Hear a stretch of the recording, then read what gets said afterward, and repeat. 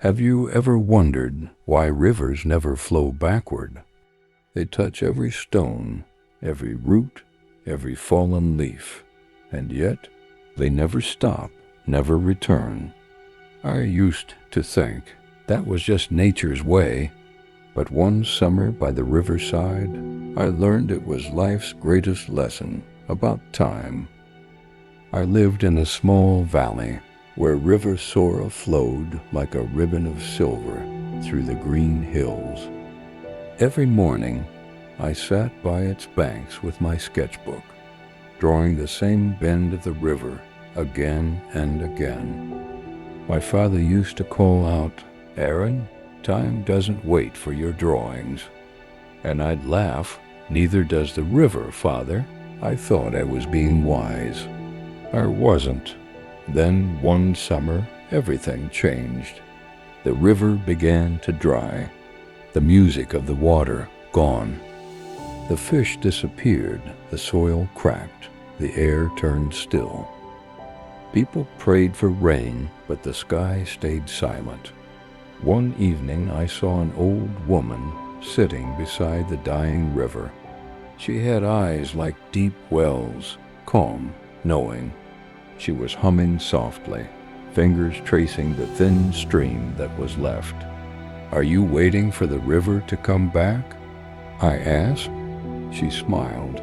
"I never wait for rivers. I listen to them." I frowned.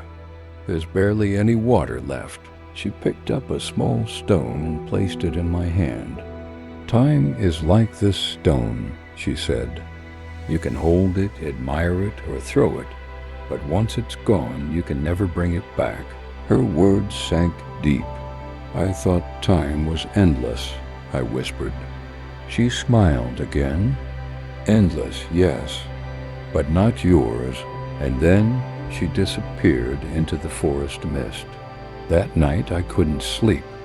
Her words echoed like thunder in my mind. I had spent years waiting, drawing, dreaming, but never doing. Time had been flowing like the river, while I stood still. At dawn, I returned to the riverbank.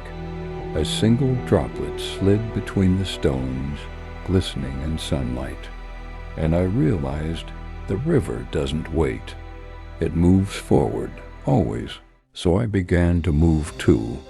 I helped the villagers dig new channels. We carried stones, worked under the sun, shared hope and silence. Days turned into weeks, and slowly the water began to return.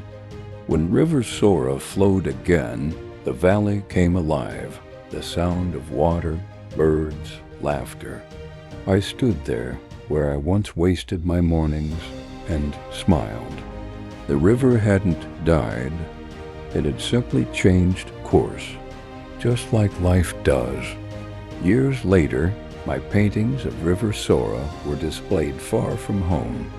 People saw color and beauty, but behind every brushstroke was a story about time.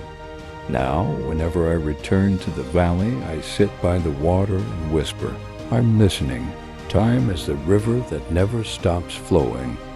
You can sit on the shore and watch it pass, or you can wade in and move with it. But remember, every moment you waste is a drop that will never return. So tell me, are you flowing with your time, or just watching it slip away?